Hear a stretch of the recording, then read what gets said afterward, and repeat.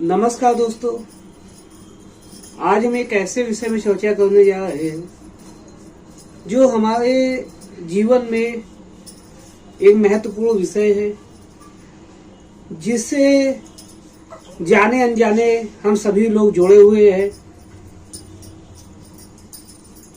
ये हमारे शरीर में किस प्रकार से जो हृदय है हमारा ब्लड सर्कुलेशन कैसे करता है, एक ऐसा एहसास उससे जुड़ेंगे कि मान लीजिए कि ये ब्लड सर्कुलेशन तो हो रहा है, लेकिन किस प्रकार से हो रहा है।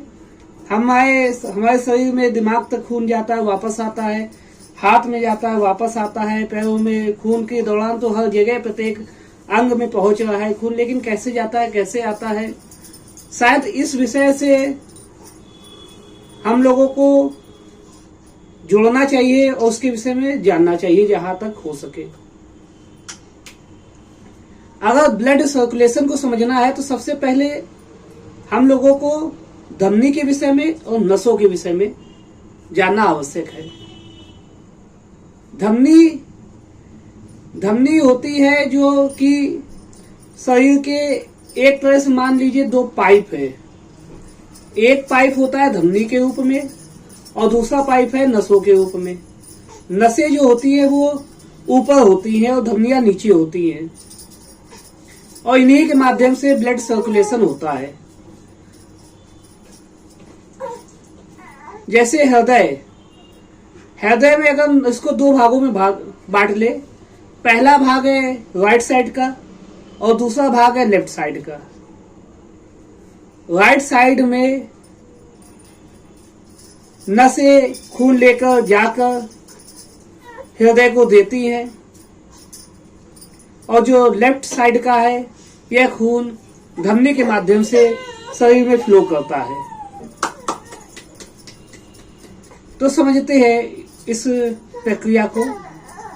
दो भागों में हम लोग एक सीधे तौर पे इसको बांट लेते हैं हृदय को, एक लेफ्ट साइड का एक राइट साइड का।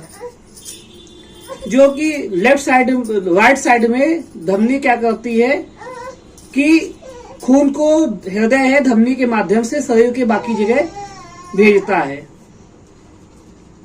और जब खून बाकी जगह पहुंचता है तो अब यह है कि इसके हृदय में वापस कैसे आएगा, तो नसों के माध्यम से ये ब्लड वापस आता है। नसें उस ब्लड को लेकर वापस लाकर राइट साइड में हृदय में छोड़ देती है। और जो आपको बता दे कि जो धमनी होती है उनमें शुद्ध रक्त बहता है, और जो नसें होती है उनमें अशुद्ध रक्त बहता है।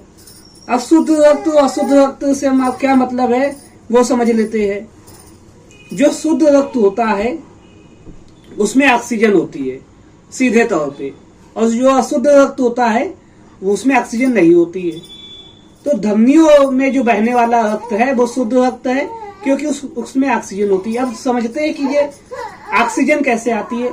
जैसे हमने समझा ना कि लेफ्ट साइड से धमनी के माध्यम से हृदय फ्लो करता है रक्त को, और जो नसें है उसको ले जाकर वापस राइट साइड में छोड़ती है। जब राइट साइड वाले भाग में हृदय के रक्त आता है तो हृदय उसको फेफड़ों में भेज देता है।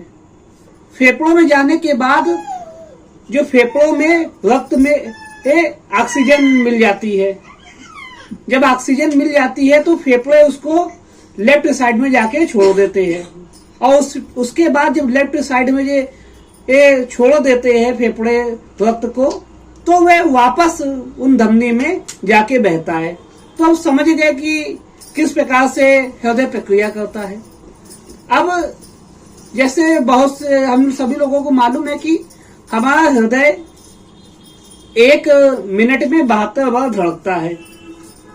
ये धड़कने का वही कारण है कि जब 1 मिनट में 72 बार धड़कता है तो प्रत्येक बार जो हृदय है वो 70 ml लमसम ब्लड को धमनी के माध्यम से फ्लो करता है। और जैसे हमें मालूम है कि हमारे शरीर में लगभग 5 लीटर रक्त होता है, लेकिन हमारा जो हृदय होता है वो तो केवल 300 ग्राम का होता है। तो ये प्रक्रिया जो है कि यहाँ 70 ml को एक बार में रक्त वो फ्लो करता है, तो 72 बार धड़कता है, तो समझ लीजिए 70 ml 72 बार फ्लो होती है। ये प्रक्रिया इतनी तेज होती है कि इसी से रक्त फ्लो होता है। तो दोस्तों, हमें लगता है कि आप समझ गए होंगे कि हृदय किस प्रकार से रक्त फ्लो करता है, ब्लड सर्कुलेशन होती है। दोस्तों, जितना मुझे लगता है कि आप ये इस विषय को जान गए होंगे। आप मेरे इस विषय से जुड़ने के लिए, मेरे इस वीडियो को देखने के लिए आपका बहुत बहुत धन्यवाद। जय हिंद दोस्तों, फिर मिलेंगे किसी नए विषय के साथ। नमस्कार, जय हिंद।